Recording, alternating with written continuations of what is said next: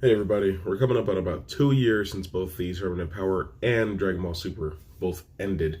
And believe it or not, it took me until very recently to actually watch the show start to finish. And I shouldn't say start to finish, I did skip some very obviously filler episodes. I think out of the 131 episodes there are, I watched maybe 120 because I just was like, I'm not very interested in seeing these mini filler arcs. I just wasn't at all. They didn't have any importance to the plot, so I skipped those episodes. I hope that doesn't mean I'm a fake Dragon Ball fan.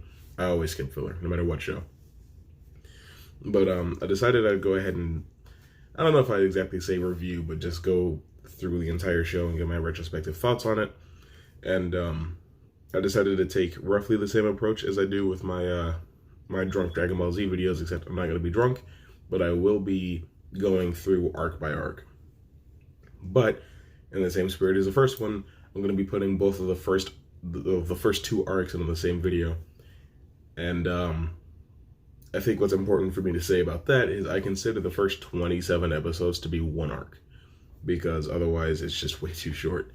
It's also, they're both the recaps of the movie, so they kind of don't matter at all. You can just skip straight to the Universe 6 arc if you were really in the mood to do that, but we're just going to go ahead and talk about those two things real quick. Now, the first two episodes I see as filler. I don't think they have any importance, but what I do appreciate is the context you get surrounding Lord Beerus in the third episode. You get to get more used to the characters, I suppose. The Oracle Fish, Beerus, Whis. It's easy to get attached to them because of this episode. But what you might notice very early into this series is that the animation is really bad. And I've heard a lot of people say not to pick on the animation because, well, you know, like the studio didn't have any time, or there may have been budget cuts to save for bigger episodes later down the line. The fact of the matter is, I don't care about that. I don't care about that at all. The animation is still bad. It still looks really ugly, and it's really cheap and lazy. It screams that the production was rushed and that they didn't have enough time to finish. And that sucks on the animation team, but I just don't think that that's an excuse for it to look bad. But I don't really have too much to say about that arc in particular. I mean, I still have my own feelings about the Super Saiyan God ritual, as in they never really make it clear as to why it takes 5 mortal Saiyans giving another mortal Saiyan their mortal ki to create God Ki. They never really make any case as to why God Ki and Mortal Ki are so different in nature and what really qualifies as God Ki, because I'm pretty sure that Goku was able to use the Supreme Kai's energy to instant transmission to their world at the end of the Buu arc to get Mr. Satan to safety before Buu blew up the planet. And I'm pretty sure that all of the Kais are gods, because otherwise the Super Saiyan Rose thing wouldn't make any sense, but we'll get to that point when I talk about the Future Trunks arc. But I also still don't really understand what they mean by Goku absorbed the power of Super Saiyan God into his base form, because obviously later on he still becomes a Super Saiyan God on command, really, and he still gets a power up from that. So can he just infinitely stack this Super Saiyan God form? Can he just keep absorbing it into his base and making himself stronger? I really don't understand. They go to absolutely no lengths to explain that whatsoever. They leave it just as confusing as it's been since the movie came out, I guess. I kind of like the retelling of the fight in some places. I appreciate that they don't use those weird 3D models for it that they use in the movie, because those are kind of atrocious. But I just like the fight choreography in the movie better overall. And I still think that the movie is a better way to experience the Beerus arc. I will say, Beerus is a lot more amicable in the anime, which I guess I touched on that earlier. I also want to point out that during the infamous My Bulma, sequence, the enraged Super Saiyan 2 Vegeta, Beerus says that that is roughly 10% of his power. So what exactly is the multiplier for Super Saiyan God if Goku is still no real match for Beerus? Because as we all know, Super Saiyan 1 is a 50 times multiplier. Super Saiyan 2 is a 2 times multiplier from that. So from base to Super Saiyan 2, that's 100 times stronger. So what is the multiplier on Super Saiyan God?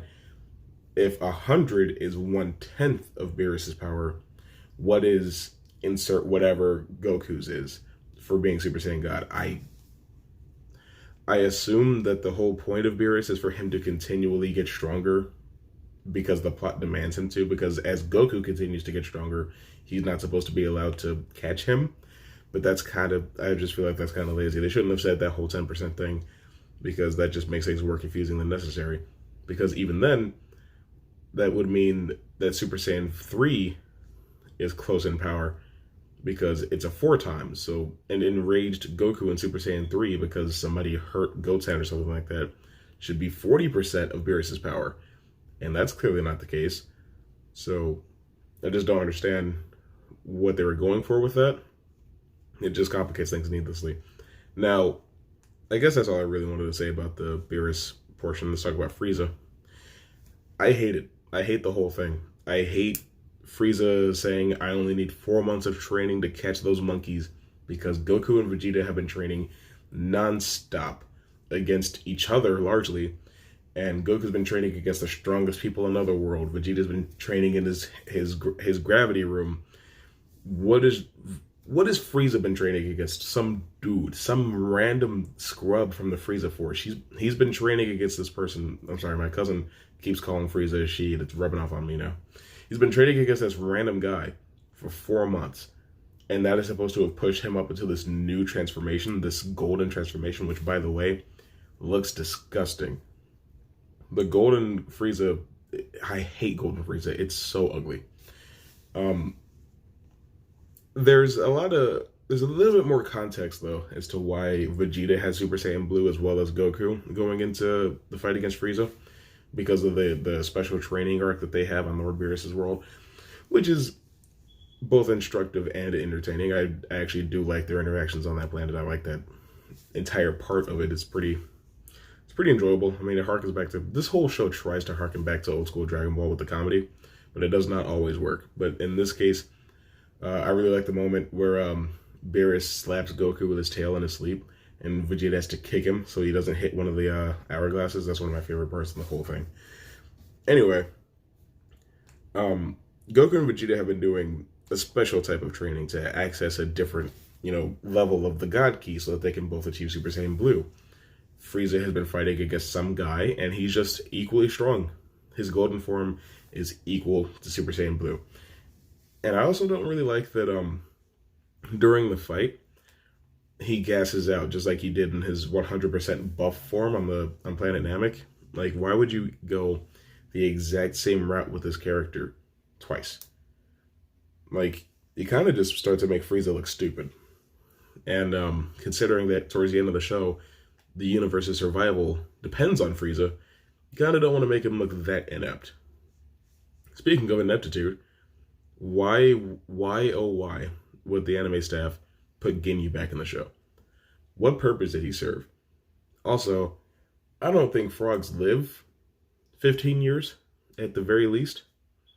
But I could be wrong. I didn't do any research on that. Also, maybe Namekian frogs live that long. But just the sheer luck factor in Ginyu being right there at that time, it doesn't add at all to the story at all. It changes nothing. It's just filler. It just pads the runtime so that Goku and Vegeta have time to get back to Earth. That's it. There was also some Frieza enforcer that I couldn't remember what his name was. He was the big red bull guy. I don't understand why, if he was weaker than first form Frieza, why he's equally as strong as Piccolo. Because Piccolo, during the Android arc, was the strongest Z fighter.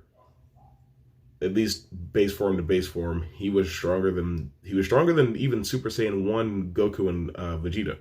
It wasn't until Gohan that somebody actually surpassed Piccolo's power. So I don't really understand how now, 3 arcs later, he is so weak that he's getting handled by somebody who's weaker than first form Frieza, when I just power scaling is just a nightmare when it comes to Dragon Ball Super. Also, don't really like the Super Saiyan Blue form all that much. I think it's kind of cheap, especially from a design standpoint. There is no real need for it. I don't know why the Super Saiyan God form can't just get stronger. And also, there's just not too much as to why, like, they need it for this fight in particular. Because base Goku was able to handle final form Frieza post 4 months of training. So how much of a multiplier is the golden Frieza form that Super Saiyan 1, 2, 3, and God are not strong enough to defeat Frieza? Another thing, Goku, we all understand that Goku likes to play with his food when he's fighting. He likes to size up his opponent, see how strong he is, see how much power he needs to use. But this is Frieza. Frieza, who he hates. Goku harbors almost no hate for anybody, but he hates Frieza. We all know that. So why is he treating him like an old sparring friend? Why is he letting him get stronger? Like, I get it, he's stupid, but that can only go so far. Also, when Frieza has been defeated, why does he power down to base form? I think it's supposed to make it more believable that Sorbet was able to take him out with that laser. But still, also, why didn't he send Sorbet's energy? Was he too weak? I don't know. That needs context. They need to put some sort of idea regarding that out there and not leave it on the audience to make their own explanations for why these things are taking place. And I just don't get why Vegeta didn't just kill Frieza when he had the chance. Why did he sit there and posture up? Okay. There are many reasons that Vegeta should have gotten the kill on Frieza. And the fact that he didn't, the fact that they let Vegeta die and Frieza blow up the entire planet Earth so that Whis could turn back time and let Goku take the win, it just makes me feel like nobody at Toei has any respect for Vegeta. That was my least favorite thing about the Resurrection F movie. That and the music was kind of whack. But that plot point was the weakest thing ever. And since the anime has this habit of changing things slightly from the movie, why couldn't they have just changed that? Because technically the anime version of what happened is the canon version. You can prefer to watch the movies if you want to, but the anime version is the more official version. So it would have been great if the canon version of events had Vegeta take the win, finally do something important. You know, because, yeah, he beat Android 19. What about it? He didn't beat 20. He didn't beat 17, 18, or 16. He didn't beat Cell. He didn't beat Boo. Vegeta has no main arc villain wins. Gohan has more main arc villain wins than Vegeta does. And that just hurts me a lot. I just don't understand why. If Vegeta had killed Frieza, not only would he have taken back his manhood basically from Frieza for, you know, being the only person to make him cry, he could have avenged his people, avenged his father, avenged his planet, you know, rectified the fact that he'll never be a king, shown Frieza who's boss, like, hey, you're not the strongest person anymore, it's me now. I just feel like the blatant disrespect towards Vegeta is borderline unacceptable. Beyond that, there's really not too much that I have anything to say about. I mean, I really don't like how they treated Gohan either. I get that Gohan never wanted to be a warrior.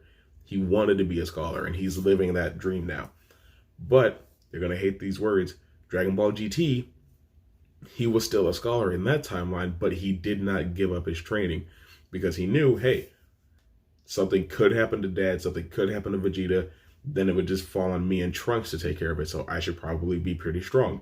I don't know why this version of Gohan didn't have that same idea regarding training and getting stronger, but that's just where we're at now, I guess.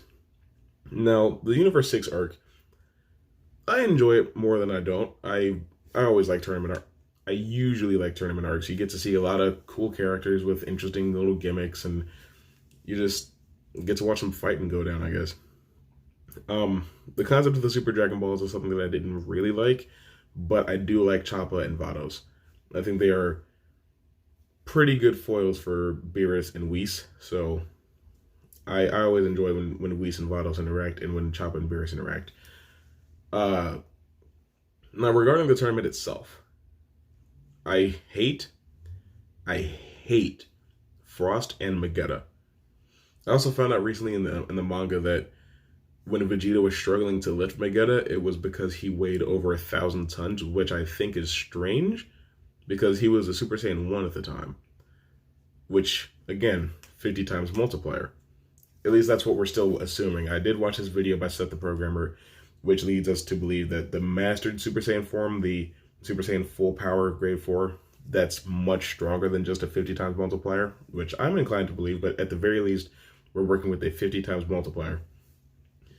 So that would mean that base Vegeta can only lift 20 tons. That puts him at a Spider-Man level. And that's kind of strange to me because when it comes to attack potency, Vegeta is planetary. He is a planet buster, but can only lift 20 tons. I just feel like that's kind of weird. I don't understand lifting and striking, why they're so different worlds on the show, but alright, I won't say too much about that. But I suppose in order, the fight between Goku and Botama was cool. Just a Winnie the Pooh bear with a cool gimmick. I think that was pretty cool. Flips him out of the ring, blah blah blah. Then he fights, I believe, Frost. And then the thing that was supposed to be interesting about Frost is that it's like, hey, it's Frieza, but he's a good guy. But then he's really not. So then I'm confused as to like what really was the point of having him pretend to be a good guy. He's just Frieza. Except he's a bit more of a scoundrel because he's got poison. Ooh, and that ends up being a big thing. And then Jocko has to be like, hey, he's got poison. So they get rid of him. And then I was pretty sure that Hit was about to kill him, but I guess not. Where am I thinking? Yeah, because Piccolo gets taken out by Frost as well. And that whole fight between Frost and Piccolo was just really weird. I always thought Piccolo was really smart. So for his best idea to just charge the special beam cannon right in front of him and then just dodge the whole fight, I thought that was kind of weird. I wouldn't think he would need the special beam cannon. He does have other attacks that A, take less energy, and B, don't take as much time to charge. But I did like the wrap his arm around him technique to keep him in place. I feel like if you were going to charge a special beam cannon, you should have just started with that. Of course, he was still going to get poisoned, but since he didn't know about the poison, he could have just done that. Vegeta defeating Frost was very satisfying, but it does not replace the win that they stole from him for the purpose of Goku defeating Frieza. Now, I think that the fight between Vegeta and Cabba was interesting. With some more context, though, regarding the Tournament of Power, I do feel like Vegeta was toying with Cabba in his base form, because he says, your base form is roughly equal to mine. That couldn't possibly be true. What has Cabba been fighting that would sharpen him to this point? Saiyans don't start out very strong, except for Goten and Trunks, because they're dads, whatever, I don't care, S-Cells, garbage, get that away from me. But how do we know that Cabba was pushing his own limits to the point where a little bit of mental strife would be all it took for him to go Super Saiyan? Like, there was just so little information about him. Because, as we all know, Vegeta has fought Goku, Frieza, Dodoria, Zarbon, Kui, Pui Pui, Android 19 and 18, and Dr. Gero, and Cell, and Boo, and even Beerus at this point. He's been training with Whis. And then he fought Frieza again. What has made Cabba so strong that his base form is equal to Vegeta? So it would have to be that he was just trying to get him to be more confident and see if he could draw out that Super Saiyan power. But Well, maybe not even that, because he doesn't ask about the Super Saiyan form until after he says that they're equal. I don't know. But after the sequence where he teaches Kaba to become a Super Saiyan, that was pretty cool. That was enjoyable. I like that. Vegeta does definitely fit that mentor role pretty well. But I think if he'd gone Super Saiyan Blue for the first time in that fight, for the purpose of showing Kaba, like how far he has to go, like how much more he still has to learn, I think that would have been the perfect time for Vegeta to show that he has Super Saiyan Blue. Because let's be honest, Vegeta didn't need to use it against a fatigued Frieza. Goku didn't need to use it against Frieza at all. Goku could have gone Super Saiyan 1 and still dealt relatively the same damage to him that he did on Planet Namek, but they had to show off Super Saiyan Blue. Vegeta could have had it then, but just decided not to use it because, as we know from the manga, from the subtitles, just becoming a Super Saiyan Blue drains a lot of energy. Or at least that is until we get the Mastered Super Saiyan Blue later down on the line. But I feel like that's more of a headcanon thing, because at a certain point, like I have two figures of Vegito and Gogeta, both in the Super Saiyan Blue forms. Gogeta's blue hair is a little bit darker than Vegito's, and it's like at a certain point when they go Super Saiyan Blue, they don't have that like aura coming off of them anymore. So it's kind of like a Super Saiyan Blue full power Great Force type thing, if you want to call it that. But at this point in the show, becoming a Super Saiyan Blue drains far too much energy. I think it was Vegeta becoming a Super Saiyan Blue twice reduced him to 1/10 of his power. Which at that point, I feel like the form's not even worth using. It's like Super Saiyan 3 almost. And if that's the case, I don't think Vegeta would use it. I think he would just use Super Saiyan God for, the lack of ki consumption. But, I mean, again, you gotta sell those toys. Anyway, I think it would have been narratively better if he used Super Saiyan Blue for the first time then. But here comes Hit, who we all knew that Hit was going to be the strong. Oh, I forgot about Megetta. I thought the Megetta fight was really bad. And Vegeta not getting wrung out because his foot was on a piece of the arena floor, while funny, and it was supposed to drive him to be angrier for the rest of the fight, I still thought it was stupid. Why didn't he just fly? And the whole, I can get hot and heat up the arena. Still, how hot does Megetta have to get to cause Vegeta to fatigue faster than his 1,000 times gravity training at Capsule Corp? I don't know. Power scaling, anyway. He of course beats Megetta, and then here comes Hit, who we all knew that Hit was supposed to be the strongest guy on Team 6. It was obvious, right? I guess the Vegeta versus Hit fight was cool because it was supposed to set up why, how strong the power differential was supposed to be between Goku and Hit. But then, even though Vegeta got owned in Super Saiyan Blue, here comes base Goku, and he's actually doing pretty well. I thought the Kaioken times 10 sequence was pretty cool. I mean, I in my real life shout times 10 Kaioken times 10 a lot, because I just think that that's probably some of Sean Schemmel's best voice work as Goku. Also, I watched this show dub. I'm sorry. I am aware of the discrepancies between the sub and the dub, and I'm willing to do proper research when I need to, but dubbed is how I will always prefer to enjoy Dragon Ball. I do not like Goku's Japanese voice. Masayo Nozawa does a good job, just not for me.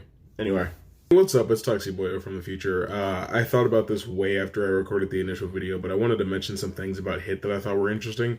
For starters, in the fight between Hit and Goku, when Goku uses the Kaioken times 20 technique, or not times 20, times 10 technique, in both the sub and the dub, Hit comments on how he can tell that Goku's power is multiplying. I think that's kind of insane to me, because Goku is using God Ki, and as we all know, mortals can't sense God Ki unless they have God Ki. So I think it's very interesting that Hit was able to tell that Goku is multiplying his power.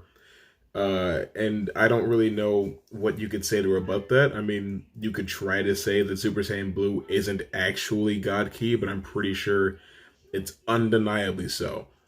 So I'm not really sure what you could be able to say about that. Also, I don't exactly know how Hit was increasing his own strength over the course of the fight just because he had to think about how he fought this opponent for the first time. I don't really understand how that works.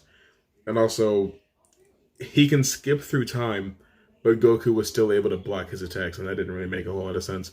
I get from Goku's perspective that he's just blocking where he expects Hit to attack him, but Hit still has the ability to just not do that because he can time travel through the fight. So it's kind of silly that Goku was able to win that fight whatsoever, especially considering that Vegeta didn't even get a single blow off on Hit. I really wanted to say that in a different way, but I didn't want to say that he couldn't hit because that's a stupid sentence. I also thought I would mention something that I didn't bring up earlier, and that I think it's very convenient that Beerus has been asleep the entirety of Dragon Ball and Dragon Ball Z. Him being the destroyer of Universe 7 also comes with a very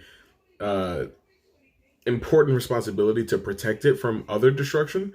So the fact that because of his negligence, because he was asleep, the entire universe almost got destroyed by Super Buu. That's very sloppy, very poor form for someone whose job that is. And I know it's very easy to say he hadn't been created as a character yet.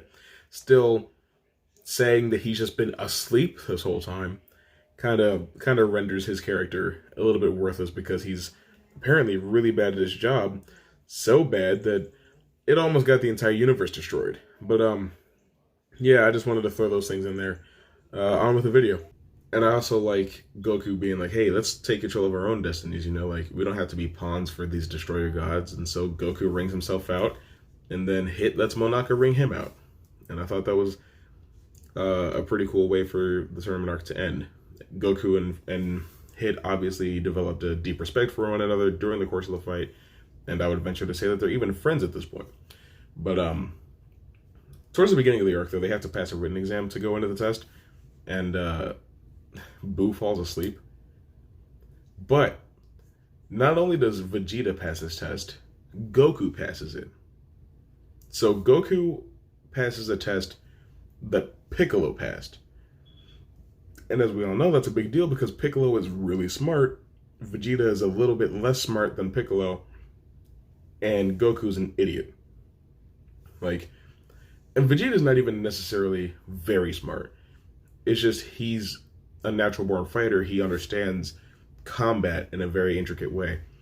But I mean, this is the same Vegeta that, as Captain Ginyu said, change now, he didn't move. He was like, I wonder what that beam's gonna do. And Goku had to save his life.